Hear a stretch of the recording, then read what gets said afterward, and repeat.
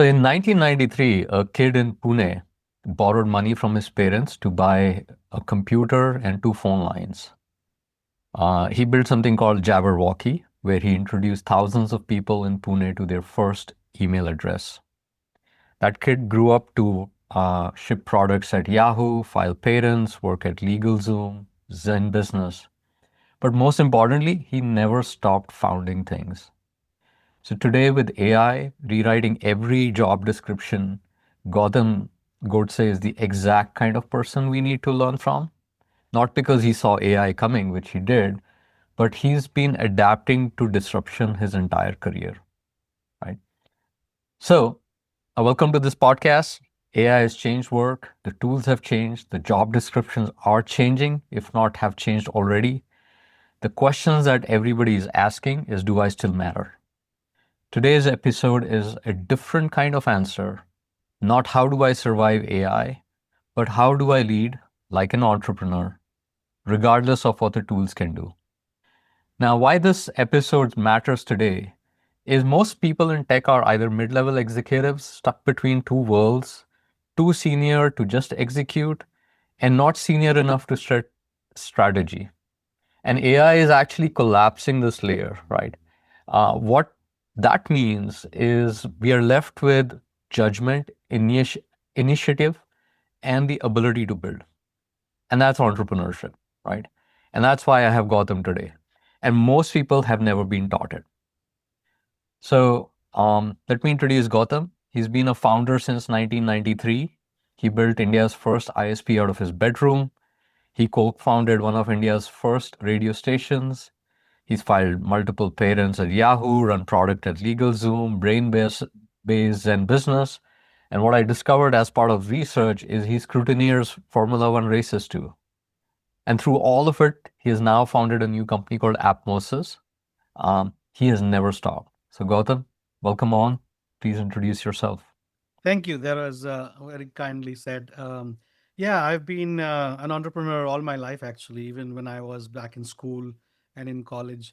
I remember starting a Battle of the Bands contest in 1989 between rock bands in Pune. And that was a very new concept in India, actually, at that time.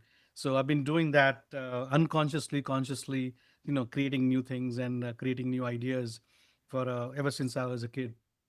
So when I was faced with a setback, which is in 1992 when I graduated from PICT, our mutual alma mater. I was going to do my master's in the US, and I got admission to some schools, but unfortunately the US consulate in Bombay refused a student visa.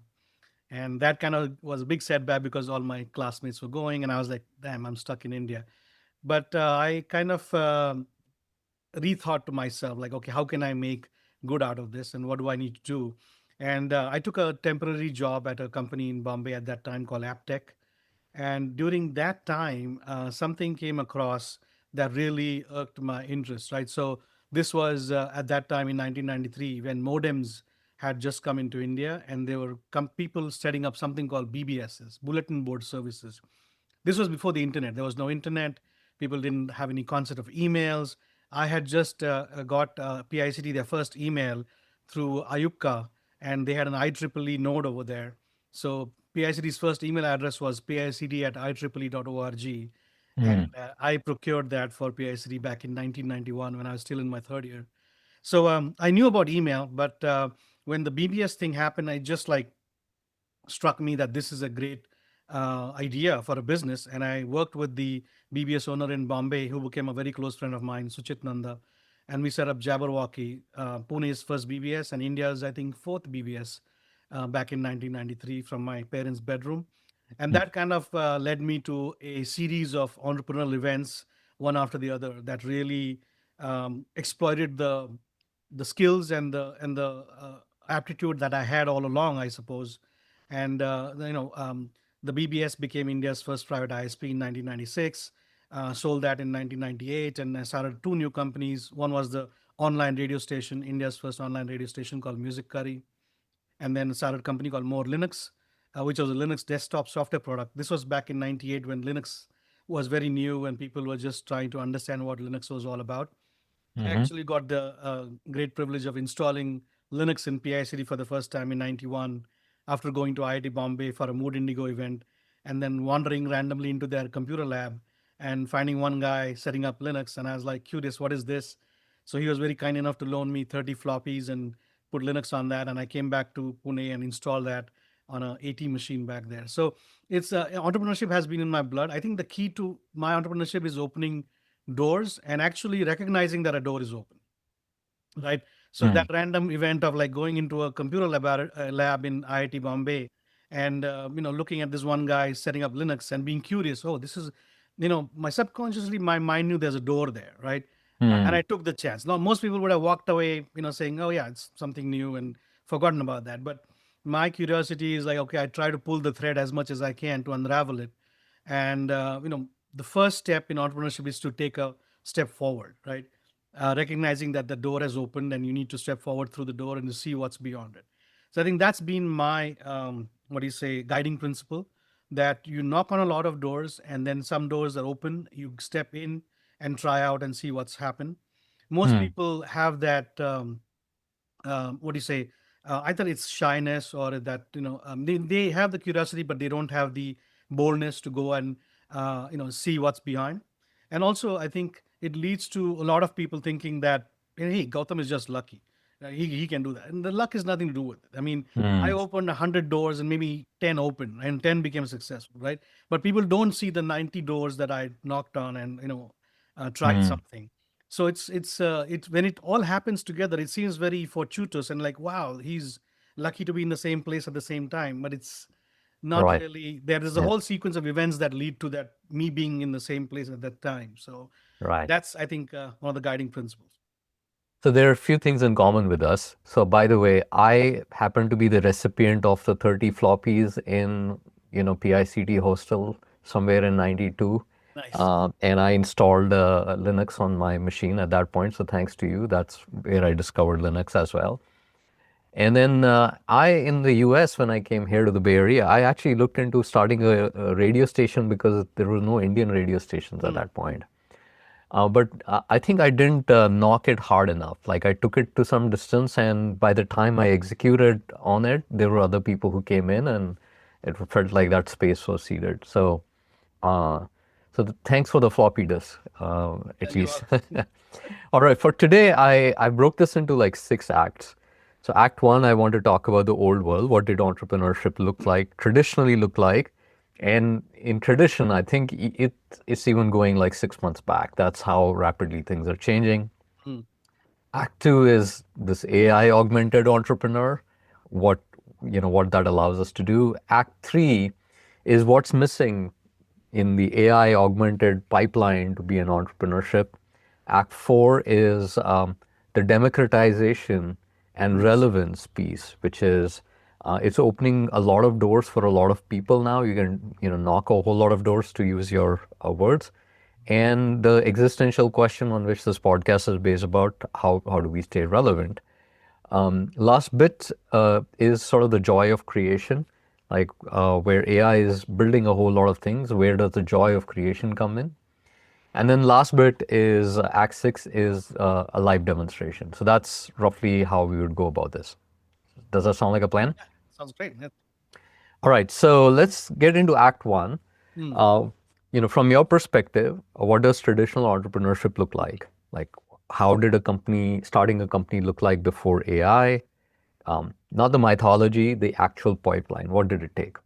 Yeah, this is interesting because I was reflecting on this for a bit, and I realized I've seen it from the entire life cycle of how it used to be, 50 years ago to now how it is today. Because in 1993, when I started this company called Mnemonics, and the BBS was called Jabberwocky, it was a startup, but we didn't understand the word startup, right? In Hmm. those days, it was, oh, you're starting a company. It was a private limited company, right? All right. I still remember that I had to go to the Pune Municipal City Clerk's office to register my company, Mm. the registrar of companies, and I went there with my form, and the clerk behind the window was like, "Okay, the form looks good.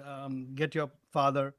And I was like, "Why do you want my father?" He thought my father was the owner, and I was just Uh, the messenger come to, Uh, fill in the form. I said, no, no, I am the owner. And I was 23 at that time. So he looked at me very suspiciously because, I'm a small, short guy. So he's like, you can't be the owner. It's like, so uh, there was doubt back then, right? So in the brick and mortar days, we'll call them the brick and mortar days because you still needed to go in person to do all of these. It was a big challenge to start a company, right from the concept of like actually creating the company. You had to right. go fill a form, go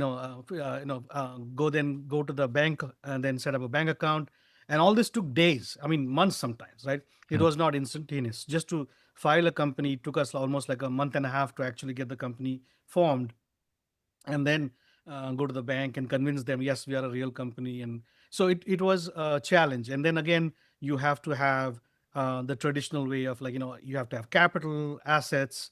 I had to borrow money from my parents for the computer to buy. So it is very, very traditional in the way of, like, how you would go about setting up a factory for making yeah. something. And then you have to hire people, right? So my first hire was my younger brother. So he was my unpaid first hire. He got paid in perks, but you have to learn all of that on the fly, right? How to hire people? How do you create HR processes? Do you need an office? Then basically my only fundraising at that time was my loan from my parents. And luckily for me, the BBS was very new and very successful, so I could repay their loan in 6 months. Mm, So that was a learning experience for me. And the second biggest learning experience was that I realized that I have no financial education, mm, right? And this is one of the most critical parts for entrepreneurs. You need to learn finance from the very basic first principles. So in 93, when I started making money through my BBS subscriptions, I realized, oh, I'm getting all this money, but I don't really know how to manage it as a business, right? mhm, You look at your bank account and, yeah, there's money there, like, but now, how do you apply some thought, and how do you grow it, etc. So I signed up for a finance class. Luckily for me, there was a gentleman called Anil Lamba in Pune who still teaches finance in India, in Pune, and writes books about it also. So I joined his 10-week course on business finance, and I was the only mm, young kid. Everybody else was in suits and VPs of finance for their big companies. And those 10 weeks kind of gave me a really strong foundation in building companies, because what entrepreneurs think that, okay, I just need to be a good engineer, or I need a good product mhm, manager, and I can build a product, and that's, I'm going to be a successful, entrepreneur. Actually, that's only like half of it. The mhm, other half is to learn finance, mm, and I'll talk about this more in the other mm, sections as well. But that was the traditional founding, and then when the digitization came around, computers, the internet, things got progressively easier. And even back in, I remember my third company, Molinux. We at one point we had 275 employees, so that was mm, a huge company back in 2000. And now after we exited from that company, I made a vow that I will not have more than 10 employees in my future companies, because mm, it just does not make practical sense. Because what happens is, when you multiply people, you don't actually look at them as coherent units. It just becomes a bureaucratic, mm, mess or nightmare, right? And mm, then there is, instead of the product, people start worrying about their positions and mm, maintaining the company bureaucracy, so to speak. So mhm, my goal was always to have smaller teams mm, and very coherent teams. So that's what I would say. The difference between back then, maybe 10, 15 years ago, and now is that you have smaller teams, you have very high functioning teams. And I think I was gearing up for the AI revolution, because eventually I realized I don't need a team, mm. right? I just need myself, and then I have a bunch of Got it. agents Got it. that can build that. It's funny you're talking about back then. When I started Launchable, one of the decisions we did was to found an office in Japan. Mm, And and this is back in 2019, and we discovered that Japan still works like you had to have a fax number, yes. and you needed to know somebody to actually get a bank account because it is very traditional. And you're sitting in the US, which is so entrepreneur friendly, Hmm. and I was like, "Why, this just seems like it is from some other age only." That so some of that problems I think still exist in the world. Hmm. It too, and we actually live in a bubble. The tech people live in a bubble quite a bit, because if you go and ask somebody, let's say somebody who's starting a traditional business, not a tech business, let's say they want to start a construction business. Hmm. Now, for them, it still is very traditional. They don't think of opening an online account with Mercury Bank, or Yeah. some of the new ones that we use all the time, which is all digital. They will go to their traditional Wells Fargo or Chase, which are still paper based, and a lot of bureaucratic work there to set up a company account. Right. So like bringing this, back to like tech and bringing it to the traditional pipeline. If I go back to like 2000s, maybe 2010s, which is where most people will have their recent memory, cloud came in, Mm, and spinning up software companies at least became inherently easy. But the time commitment here still is like was 18 to 24 months, right? You had to kind of go build stuff mm. and take time to actually find the product market fit signal before the first revenue come in, right? So did you kind of spend time in that world or as well? How do you think about that time? Yeah, you're right. I think the world was still kind of semi-traditional back in 2010s. The cloud was there. I remember I was there for the first S3 meetup Amazon Huh, organized in 2006, and I was like, there are like 20 people in the room, huh, and that was the beginning of cloud, where AWS was known as S3 back then. So even then, I think I formed Appmosis in 2011, when the iPhone had just come out and the apps were being built. So even hmm, back then, I remember I had to do it traditionally. I hmm, didn't think of going to LegalZoom and forming my company, because LegalZoom itself was new at that time. So I went hmm, to a friend who was a lawyer and formed my company through him. So the brick and mortar still kind of persisted back then, and then for me, but I had a very strong idea that I don't need to have any employees, even in Atmos. hmm, So it was just me, and then I would subcontract work out to companies in Eastern Europe, to companies in India, and hmm, these would be app developers or designers, and hmm, then they were, of course, cheaper than the US hmm, market, but at that time they were much cheaper than, say, any US competitive market. So I think, and to come back to your question, it was, I would say, still a challenge to form companies and then find a go-to-market solution, because again, the platforms were not mature, right? What we have hmm, mature platforms of app development or app discovery or social media, those are not there. They were traditional. You had to actually, put ads in, newspapers or magazines, or have sometimes physical products in fries. I remember, I don't know if people remember fries or Radio Shack.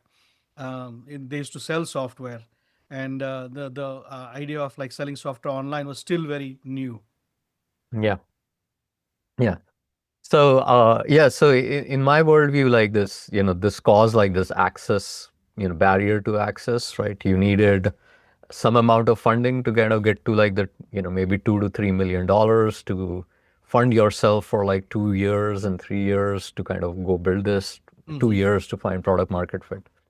But changing tack here, you also have had the opportunity to work not just as the solo founder or a small team founder, but a VP inside big companies. I'm curious, what did these best executives that you worked with Hmm.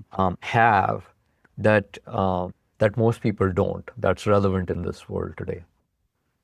Yeah, that's a great question, because not many people recognize that successful executives have a couple of strong qualities. The first one is to ability in the leadership qualities. Hmm. They have to pull along a team with them, and that's I think people don't understand the social engineering aspect of building a company. Hmm. You have to be able to lead people, not just with definitely not with fear, but with example, and with the confidence that you're hiring people because they are smart, hopefully smarter than you, and they can tell you how to build the products that you're building. So that's the first ability. The second ability they need to have is decision making, Hmm. right? And that's, I think, you have to learn to say no and yes and no. I see a lot of bureaucratic, I was in companies like Yahoo, notorious for their bureaucracy. Nobody would make a decision in a meeting, because Hmm. everybody's afraid of losing, either their job or whatever face, right? Right. They'll say, okay, we'll think about this and come back with another meeting, and there'll be another meeting. And then their decision would be then finally go back to the CEO. Yeah. I mean, what is the point if you are a VP, you can't make a decision? That I Right. found very bizarre. And I think that's the second quality that a really strong leader and a senior level executive needs to have is the ability to put their neck on the line and make a decision, Mm. right? Because they are responsible for building that business or product and they have to have that ability. Yeah, that's fascinating. I have seen some of that as well. And I have also wondered, to your point about like, finance being a very key part, Mhm. and you're never taught that if you're like not in like, fintech. I find that nobody's taught me decision making. Like, how do you operate, in ambiguity is something that is never taught. And I see like, I work with like really smart engineers, Mm. and I find them like waiting for maybe even 100% to 120% of information to come through before they can take a decision. And that just does not work in if you have to move fast, isn't it? Absolutely. I mean, that's one of the things that used to what do you say set me apart when I work for companies, right? So my teams will be very high performing teams, very well Hmm. connected, and we would produce things faster than if you look at in those days there was Jira metrics being measured and how many stories you complete, etc. And we were blowing all of those things out of the water. Yeah. Nobody could ever even compare that because we are off the charts basically. And So, the only reason that works is because um, I had the ability to make a decision, move with it. If it is wrong, yeah, go back and go fix it. But at least you moved ahead and tried out something, right? And right. then you'll figure out what the result was. And then I could see other teams kind of still spiraling and trying to make a decision and still falling far behind. But you're right, that decision making ability is not taught, Yeah. just like finance, right? And maybe for me, it came naturally because through my high school and college, I was. I was, focused on being high performing. So I had to make very quick decisions. And my ability to shoot first and ask questions later actually helped in that way because I would, without, and let's say I'll give an example. So in LegalZoom, I had a team of about 30 people that I was managing, 12 product managers, and a bunch of designers and engineers. And we were tasked to build a particular product which still exists on their website. And the way I started with it is by taking the whole team to an offsite to Mm. Catalina Island. Right now, luckily I was the VP, so I had a budget, but I didn't need to ask the CEO, "Hey, can I take my team?" I just did it, and Mm. I told the team, "Hey, let's self manage."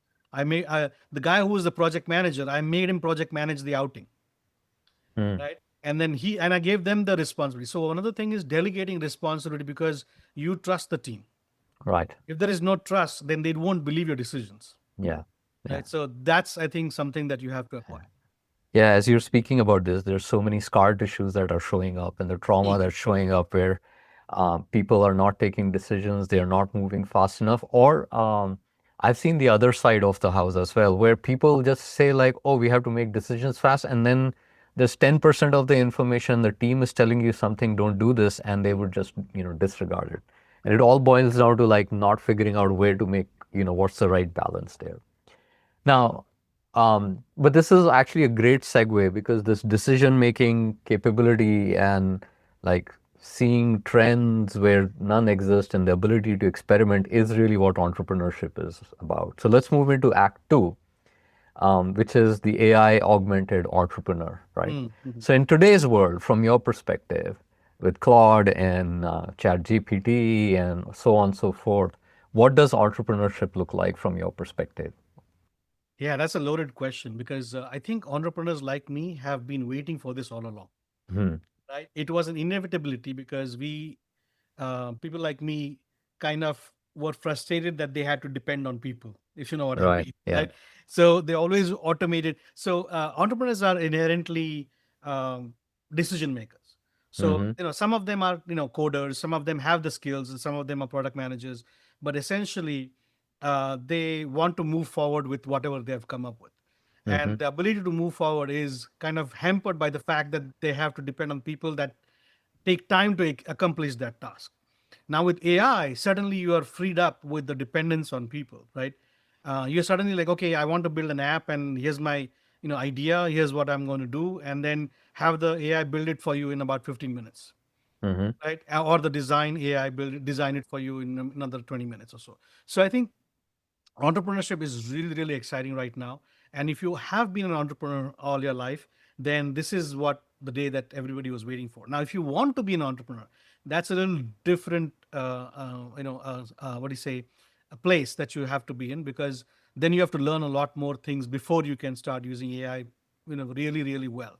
So AI enters, as I said, like, for entrepreneur, for me, now it's like my first thought is, okay, I have an idea for a product. Now, let me first write the product spec for it, right? Mm-hmm. I still do the same thing as I was doing as a product manager, but now I don't have the what do you say, the dependence on a team, so to speak, to go execute that. I might still use a team, but the team is using AI to build it, and they are more of the humans that are managing it, Mm-hmm. right? So right now, with the couple of startups that I have, some startups, some products I'm building myself, but I have another company called Mnemonics where we're building a cloud browser, and for that we have a small team in India that is building it, but they're using AI, they're using Codex, Claude, all of that. But I have a couple of engineers that oversee that because it's a more complex product, right? Mm-hmm. It has a couple of big moving parts in the cloud, etc. So when the complexity of the product rises, then I would prefer to have some human eyes to kind of monitor all of the balance, because right now AI still is poor at memory. Mm-hmm. What I mean by that is that it is not acquired the capacity, even though there are 90 billion tokens now, models with that. It still doesn't cover everything inside a product, and then it kind of like loses memory in one part, and then you have to remind it, and then it go Yeah. fine. So that part is still there. So for that, you can still use humans to kind of monitor of that. But again, as an entrepreneur, this is a great uh, So time to deploy. if I go down a little deeper, Hmm. right, and make it very specific, you start with the PRD. AI is helping you generate the PRD, um, and so I'm kind of running through that process with a prototype myself. Um, what does wrong look like? Like, when you're doing with the humans, it took a Mhm. while. PRD process was a long process. Hmm. And right now, PRD is being generated. And I find that it talks to me at some point and then it accepts something and then it, to your point, conveniently forgets, an hour later. Hmm. And then I'm relitigating all of that. So how do you do you have like guardrails to set up to catch up, like, what does wrong look like in this case, right? Yeah, that's a very good question. And one of the first things that I had to learn myself was to how to talk to AI in a Mm, way they can understand. So initially, when I started building, which was probably 6 months ago, um, with ChatGPT, I was giving it the full spec in one go. Right. Okay. mm-hmm, Here's an app specification. Here's what I've thought through. Here's all the edge cases. And at that time, the AI had a hard time, grokking all of it. yeah, And then I realized, well, that is the memory problem that we're talking about. So it would throw out, poorly thought out screens or use cases, or it wouldn't even consider, say, something like security. mm, And there'll be all the passwords will be in plain text, right? mm, And the AI didn't know it had to be secure, mm-hmm, right? So it wasn't mature at that point. Now it's sufficiently matured because everybody made a big hoo-ha about security in January or so, and in December, January, and then all the models started building security as a basic premise in any new venture, right? So now the AI takes care of that mostly. But the way to build is actually in very small increments. right, So when you have a PRD, let's say if the app is very simple, like a simple one page, one function app, then maybe it can do that. But if it's got any amount of interaction and multiple users and all that kind of things, then you build a framework first. You tell the AI, look, I want to build this app. This is my end goal, right? mm-hmm, But we are going to develop this phase by phase, right? The first is, okay, let's create a user model, right? Let's create signups for users, and that's all there is. And it has to build that, test everything, and be functional.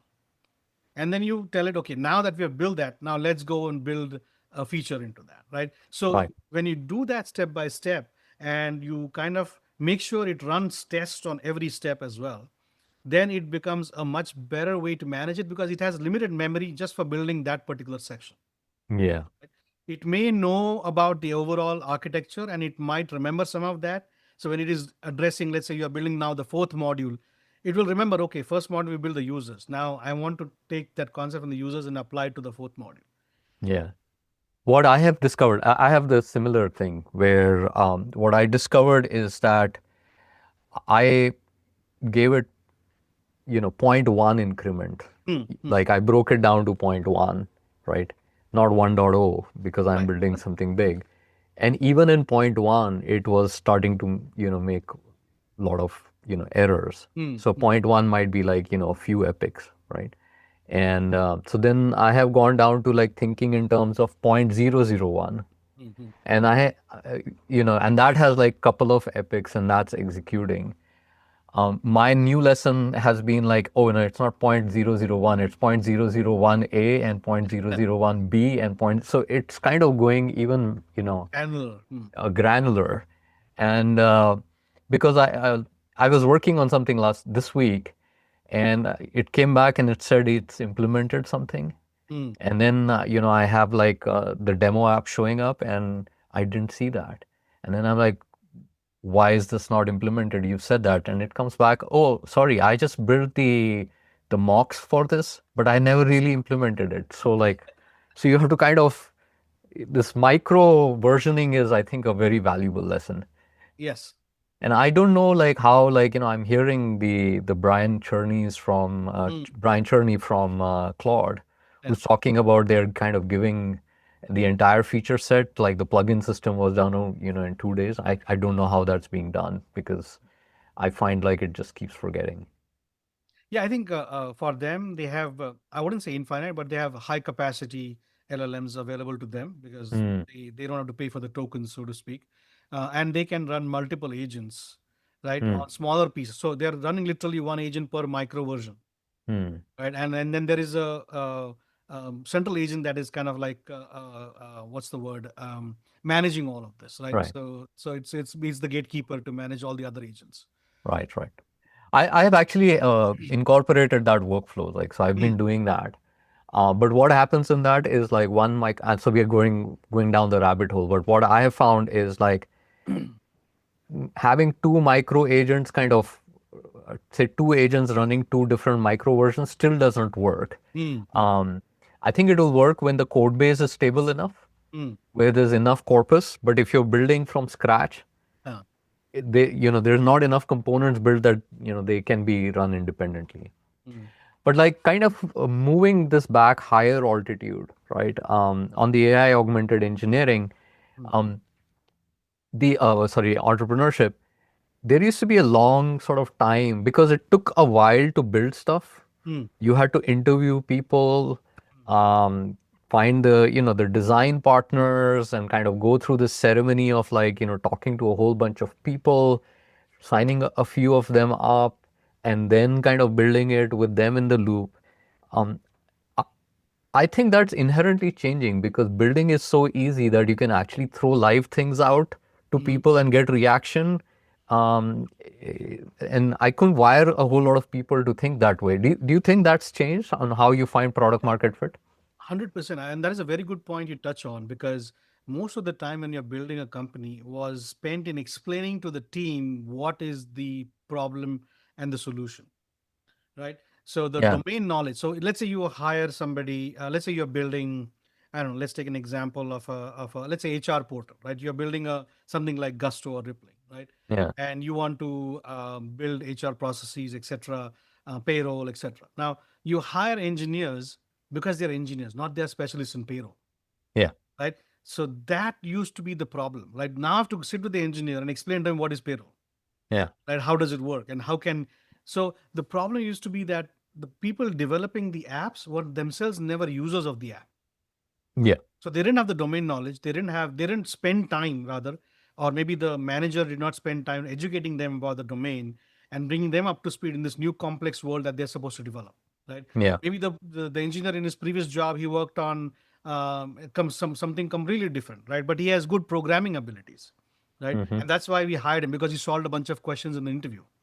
Yeah, But the questions were not related to products you're building. They were like, okay, do this bubble sort or whatever algorithm that you want to test this user on. But instead of that, if you had tested the user on, hey, what is payroll? And then have you understood the complexities of running payroll for 1,000 people company? Because that's ultimately you're putting him to solve.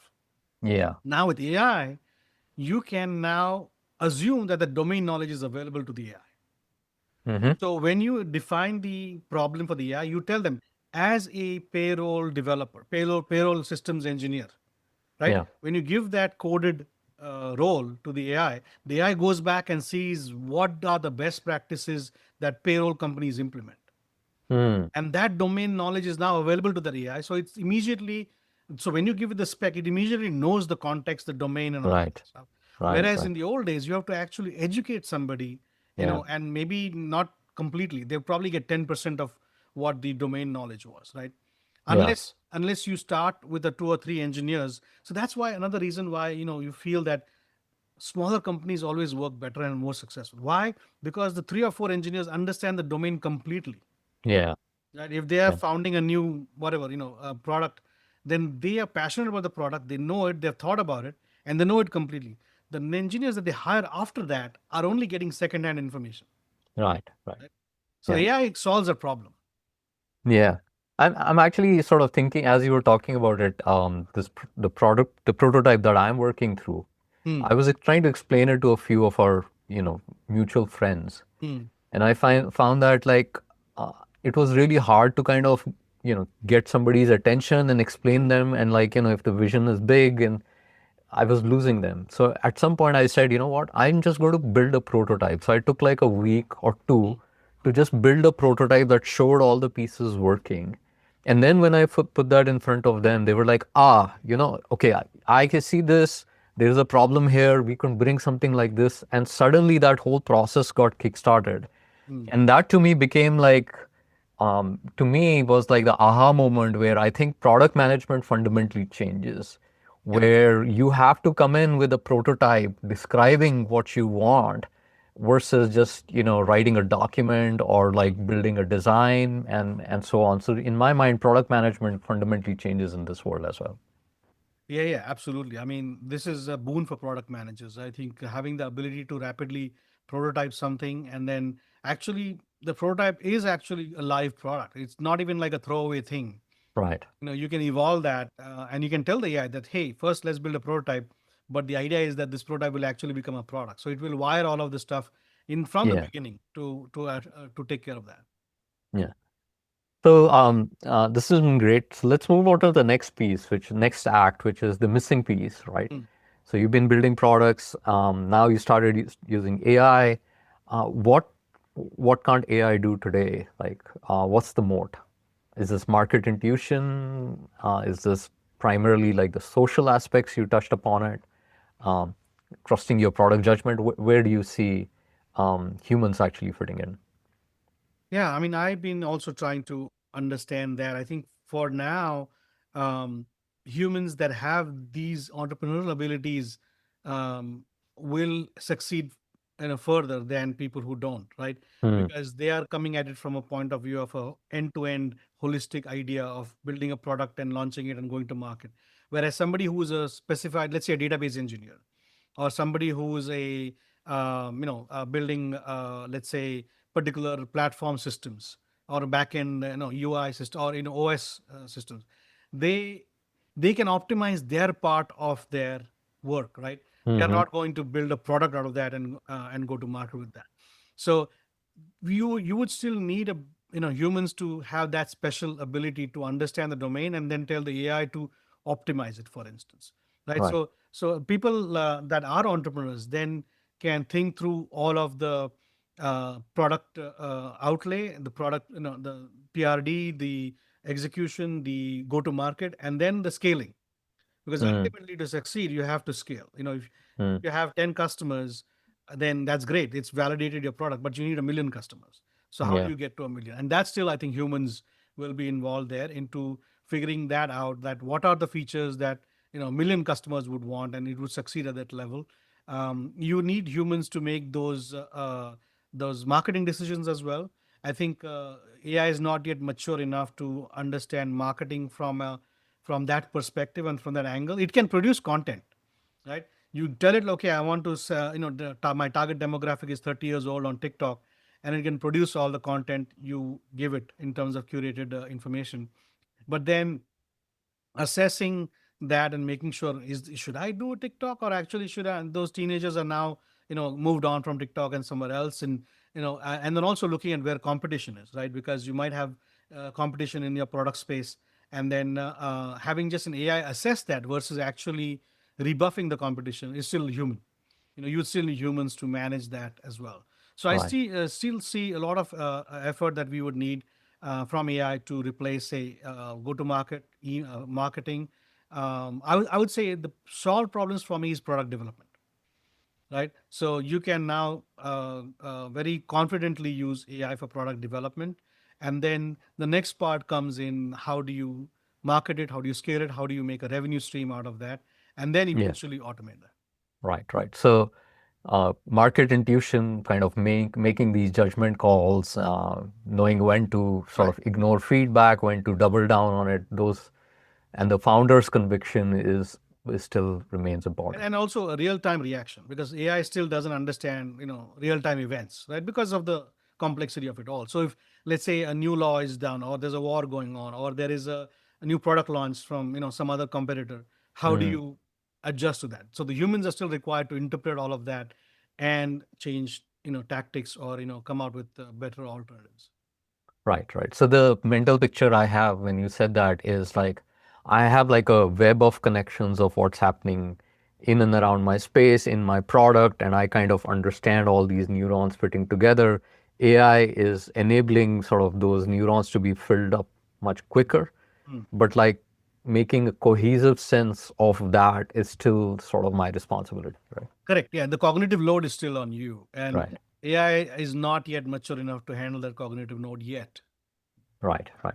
Okay, so I think we've kind of moved into Act 4, which was around democratization and relevance. And I wanted to talk about democratization because this theme came up when I was doing a podcast with Jay on music creation. And the idea was that, at least in music creation, somebody like me who's a beginner had no space to walk in. And what Jay has shown me is like I can now actually think about composing music. And I feel like that's really interesting thing that is happening, and that's why lots of entrepreneurs are like jumping in and trying to build stuff. So if you're a beginner, you have new entry point, right? So if somebody's 25, for example, non-technical, has an idea, um, where do they begin? What's actually realistic? What would be your advice? What are the tools here, and so on and so forth?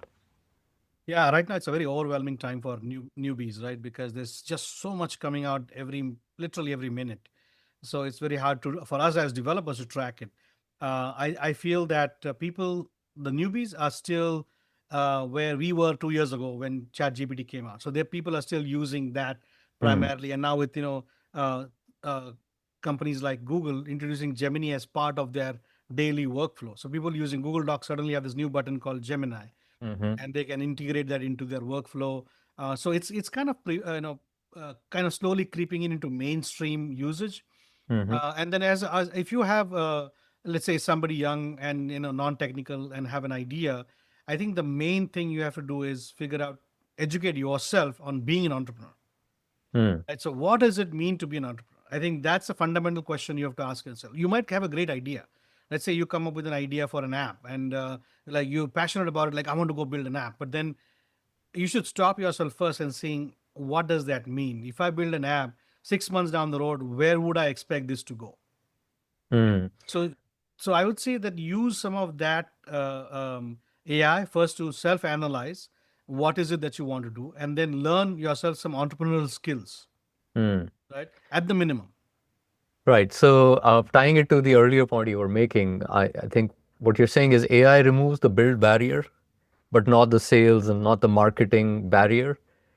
So before you jump in to just build something, figure out like what it means to actually go do some of those other things Right. and come back more educated and save yourself like 6 months of pain of like building something and finding there are no takers. Would that be the right way to think about it? Exactly. Exactly. You couldn't. Yeah, you said it better.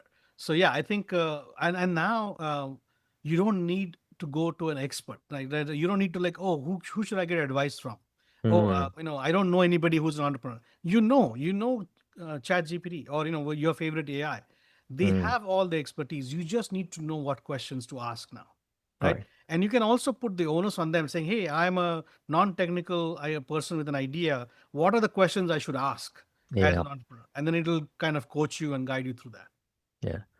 So is that the most important skill that a non-technical founder can have is actually setting up these LLMs to coach you through things? Yeah, absolutely. Because reflecting back, if I've had that opportunity, I Hmm. would be more successful and different attitude as well, right?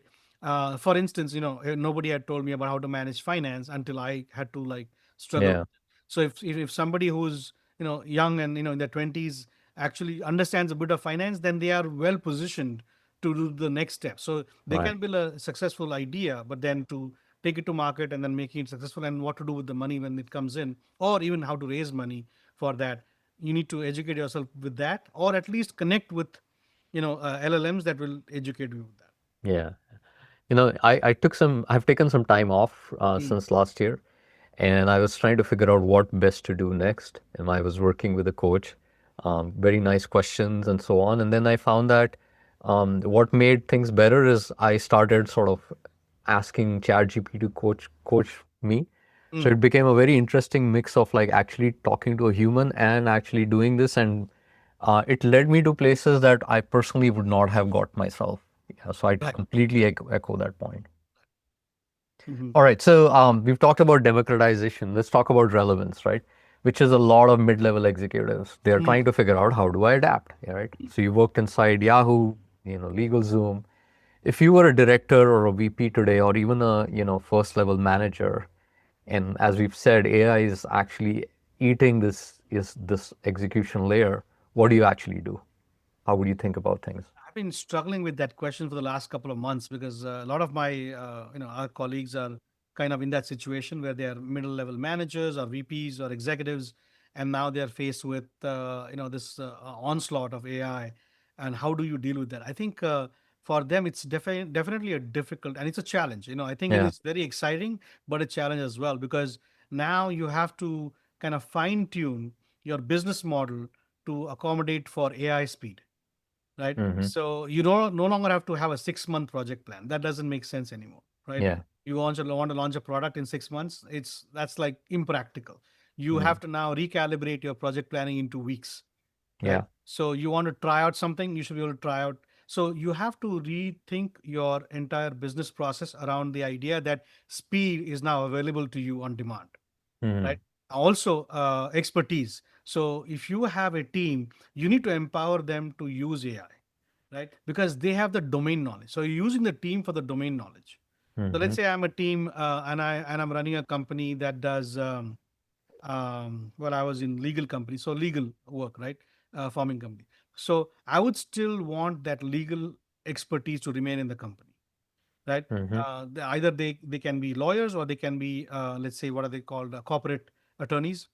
Mm. If I'm like forming companies, if I'm selling products like LegalZoom or ZenBusiness, forming companies, doing registered agent services, doing legal review, etc. So you would still need those domain knowledge people, but you Mm. need to empower them to use AI to kind of like accelerate their own work, right? Mm. So in the past, when I was there, it used to take months for somebody to review a particular product and get all the lawyers to sign off on it and get all of the corporate lawyers as well as the public lawyers to kind of like review that. Now that can be accelerated to weeks. Mm. So if you that's just one example, but you can Right. apply the same example to building any other software or hardware product. So if I take this one meta level, if speed is available to you, you basically are looking at how to run small internal bets much more, Yes, right? yes, and I think that kind of brings it full circle, because companies usually start with small teams of people, Yeah. right? Then they become big because of scale, and because a lot of times that the scaling required a lot of humans, Yeah. right? But now, when you can replace humans with AI, you don't really have to scale. You can go back to a smaller team of very expert domain knowledge people, Right. and then have those people guide AI to build products and solutions in a much faster at a much faster rate. So if I were a VP, I would be thinking like, what is my critical domain knowledge group of people? And then identify them and give them training, coaching, the tools, get them the latest, subscriptions to all the AIs that they feel comfortable with, and Yeah. start building internal LLMs for your product. Yeah. So this reminds me of something, which is what we mean by domain expertise. So, like one of the things as my leadership style has been like, I want people to have opinions, Mm, mm, right? It's a lot of people in big organizations, they have ceded their opinions to their leaders, yes. right? The leaders tell them what to do.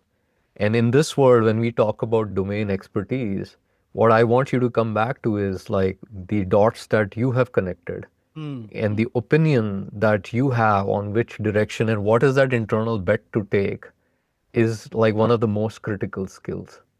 Uh, Yeah, it goes back to what I said earlier, right? Decision making. And then I believe in this one, and I believe in a lot of things that Steve Jobs said, but this one particular thing stood out to me, that when he was asked, you know, um, how do you hire people? hmm, And his simple explanation was, I hire people that are smarter than me, yeah, because I want them to tell me what to do, not me telling them what to do. Me telling them what to do is just like then I'm using them as robots to do what I want to do.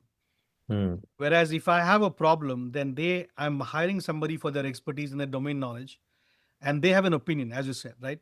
They know how to solve it, or they think they know how to solve it, and I want them to express it so that we can discuss it and then move forward with the decision we mutually make. yeah, yeah. All right. Um, that's great advice. So I think it's kind of going back to like being entrepreneurial. I guess that's why we're doing this Yeah, podcast, is where you have to be entrepreneurial regardless of where you are now, yourself as a job or yourself starting one. So the next act is this joy of creation, right? mm, Um, when you started Jabberwocky in your bedroom, um, you've done this multiple times. mm. A lot of the joy comes from various places, like solving hard problems and so on. So when AI handles a whole bunch of things that get executed, what does building feel like? Where does that joy come for you? I see you like bubbling with it as you're building Appmoses, but like I want you to talk about it. Yeah. Yeah, it's funny you say that, because earlier this year, one day I woke up and I told my wife, I am so happy. It's been the best, and I think I've ever felt in my life, because the joy of creation. I specifically mentioned that word. I'm like so happy that I can create anything I want, Yeah. and without any dependency on anybody else, right? So for people like me that used to look at creating products at a speed that was not commensurate with my thought, was Mm-hmm. always a problem. Like I'm always Mm-hmm. running ahead. Like when I Mm-hmm. started my music radio station in '98, we did this on dial-up modems, no broadband, no flip phone. I mean, it was just like regular phones, right? And people couldn't hear the music station unless they logged on to my service over a dial-up modem line. It was Mm-hmm. not on FM radio. It was on Uh-huh. internet, right? It was the Okay. internet radio station, Uh-huh. and we were 10 years too early, Yeah. because Savan or Spotify were 10 years later, because Right. they needed broadband, they needed smartphones, etc., to succeed. And then I thought to myself that I can't run so far ahead that I can't really execute that. All right. But now I can do that. I can run really far ahead, because I don't have the limitation of, I don't have the technology. I have the technology, right? Or Uh-huh. we all have the technology rather, but we know how to use it. So for me, the joy of creation has just increased, tenfold. Uh, So I'm making, literally, I just built an app this morning, because uh-huh. I was stuck with something, and I was like, hey, wait, this can't be, what, this can't be like, I can't settle for this. So I was like, let me think of a solution. And I thought of it and I said, okay, build it. 20 minutes later, I had a working app and I was using it, right?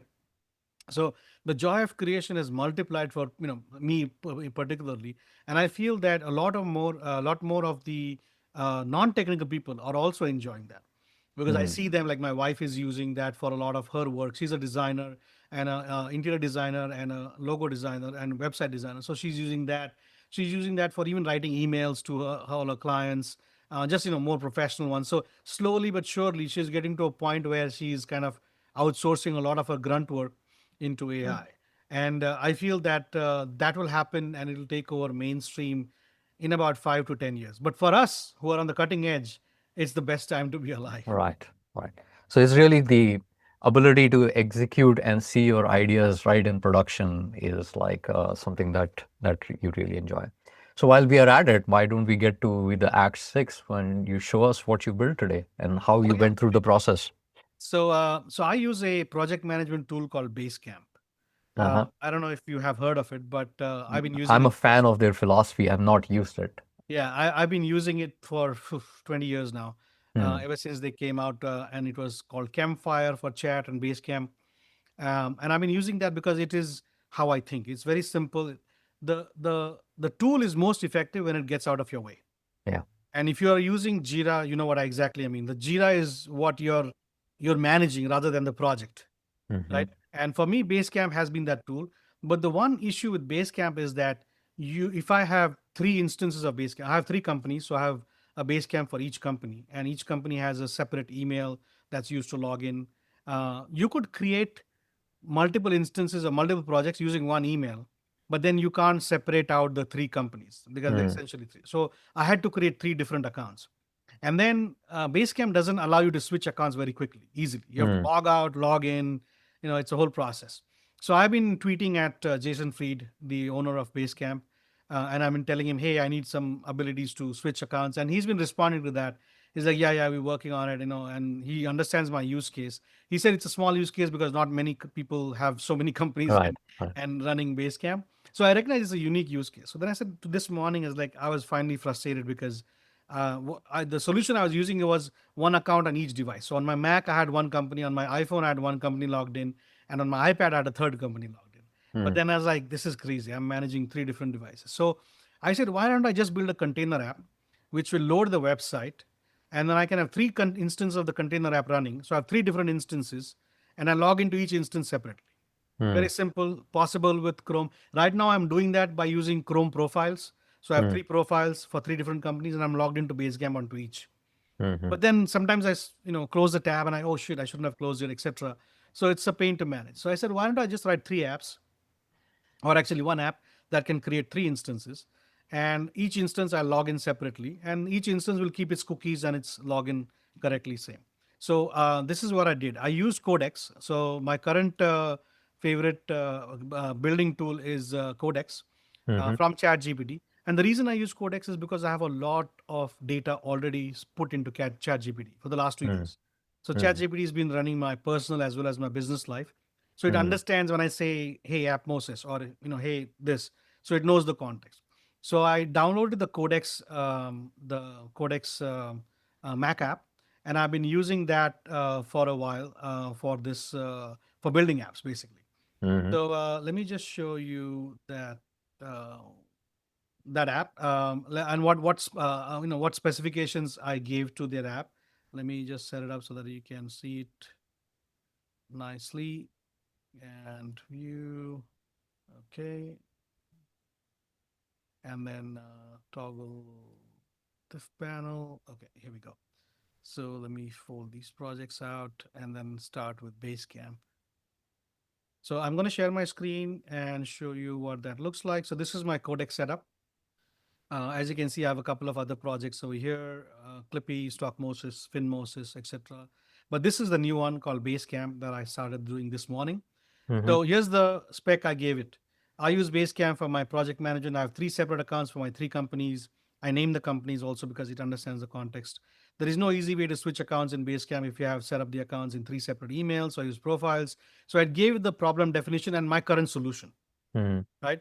And then I said, uh, build help me. I want to build a Mac OS container app that can run multiple separate instances of Chromium, and I can log in into each instance separately. Each instance defaults to the Basecamp login page. I give it the login page. Once a user logs in, then it keeps that instance running as an independent app. I should be then able to go to the main file menu and choose another option to launch a second instance, etc. So then it came out with a plan. So once I gave that, it's thought for 1 minute 50 seconds and mhm, came up with this plan.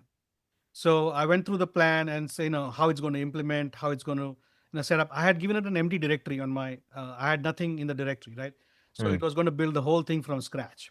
So it thought through, session isolation, Mac OS UX, Basecamp, first behavior, packaging and platform, public interfaces. So it gave a lot of details in how it's going to build. I went through that, and it's also included a test plan. I hadn't told it to include a test plan.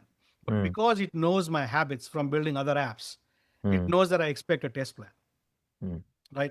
So it built a test plan, and then assumptions, defaults, and then I gave it specifically that I'm building it for Mac OS Tahoe. So it looked at that as well, and then it checks all the sources that it's going to use, and then I said implement plan. So it worked for 5 minutes and 41 seconds, and came up with a nice app. It created all the directories, the files, the Git directory as well, and then I found a bug. So I found a couple of issues like creating a workspace works well, but I'm unable to rename the workspace, etc. So I hadn't mhm, told it all of that. So I realized that I need to tell it how to handle workspaces. And then renaming works, but it only shows the name. So there were some specific nuances that I had to mm. guide through the app through it. And finally, it made the app that I'm currently using. So let me show you what that app does now. Let me stop sharing this and then start the app and then share the app here. So this is the dashboard of the app. It created this nice dashboard where I can Mm, open any workspace, but it's currently tied to the Basecamp URL. I have mhm, these two saved workspaces. One is for Mnemonics, one is for Appmosis. And then if I mm, click on these now, let's say I open the Appmosis account, then it automatically opens the Appmosis. Let me share that screen. It logs into my Appmosis account. I've only logged in once, so it remembers the cookie. And now I have three instances of Appmosis, so I can click on that. And now I have a nice Basecamp independent app that is logged into Appmosis. So now I can go back to my earlier dashboard, and then let me show you that. And I can create a new instance for Mnemonics. So I opened Appmosis, so I'll open one for Mnemonics. And this is my instance for Mnemonics. So you can see these are my projects over here. So I have two windows now, one for Mnemonics, one for Atmosis. I mm. can manage all of that separately. And then in my dock, I see only one instance, but these are two separate instances of the app that is now working, so that I can basically maintain all of this together and not have to worry about tabs that I'm logging in. So I can switch to my Atmosis window or my Mnemonics window. So this is an example of a simple app that is an Electron app that I built, and then I can basically continue to refine it and customize it for my own purposes. Right. So what I find amazing about that is zero to something one very quickly, actually half a day. And something like this would be like, weeks and months of planning if you were sitting in base camp trying to roll it out to people. But that aside, I think what it enables for entrepreneurs, I worked in the Jira team Hmm. at Atlassian, right? And they have like this marketplace and platform that you build all these small apps on, right? But Hmm. when in the past, you had to actually have a company to build these apps and launch stuff on the marketplace, which you still do. But the idea is like these are small enough ideas that the main company was never going to execute on. And what you just showed me is like a path for a lot of people to build these marketplace apps Hmm. on whatever the marketplace is, right? It's like a very siloed, very unique functionality that never will fit in the company's main strategy. And you can now just do that and potentially push it out, right? So it's phenomenal. Okay, so we've seen that. So let's move on to sort of closing this, right? What's the adaptation playbook? Sum it up for me, right? If you're a senior PM or a director, they're a little scared. What should they start doing tomorrow? Yeah, that's a nice way to end it out. I think the adaptation playbook, I would say, is first you need to really learn yourself, as the senior manager, what is available, what the capabilities are, right? A lot of people still don't understand the inherent capabilities of a LLM, and Mm-hmm. also the privacy and the security issues. People are kind of worried right now about security and privacy and giving all of your information to an LLM. So you can first talk to your IT team and say, hey, can we set up an internal LLM? Mm-hmm. Right now, with GPUs being easily accessible and cheaper, you can set up an internal LLM, or you can rent one to run inside your infrastructure. Or if you're confident, then you can use an external LLM, a business account with ChatGPT, or Claude. Mm-hmm. So first, acquaint yourself with what the capabilities are are, and that way you can then use that information to guide your teams as to, yes, we have this internal LM, so don't worry about security, privacy, it's all internal, let's go whole hog on this, right? Or if you know that, okay, we can't afford it, we can use something external and we use a business account, it is still secure and private, but knowing that it's not internal will give you some idea of what you should seed over to the LLM. And then I would say educate your team as well, because there's a lot of learning that we still need to be involved. Of course, your IT engineer or your engineering team is going to be the furthest in terms of education. They already have probably tried it out, tested it as well, and they are kind of raring to go. Mm-hmm. But your other teams need to come to terms with that. So when I Mm-hmm. say other teams, that means your designers, your developers, your QA team, your product managers, and then also project managers, right? Because a lot of teams, everything flows down from the project manager, right? Mm-hmm. In larger companies, and they need to be really, really well versed with these capabilities, and then they need to know, because project managers usually know who's good at what, right, Mm-hmm. within the teams themselves. So then they can identify these people, saying, okay, I'm going to put this person in charge of leading the LLM for this particular area of expertise. So then it's still a lot of human judgment and decision making involved.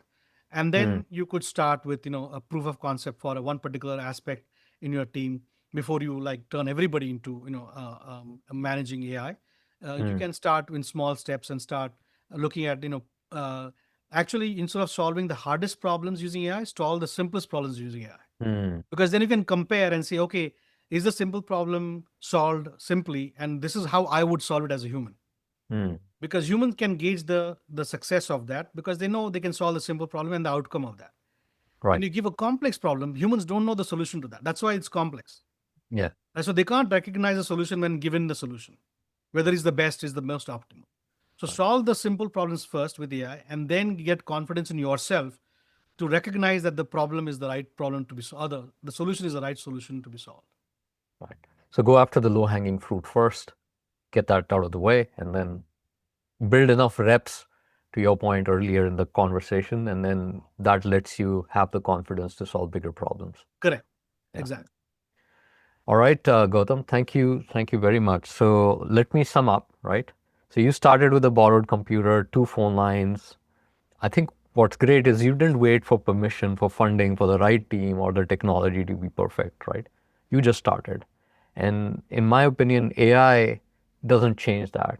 It, if anything, it removes every excuse that you have for not starting. So the entrepreneur inside the exact executive that's always been there, the only question is whether you can let it out today and go with it. So thanks again, Gautam. Um, we'll see you around. Yeah, this was a lot of fun talking to Yeah. you. So hope this resonates with a lot of our colleagues and friends, and everybody gets busy with the AI this year. All right. Thanks. Take care.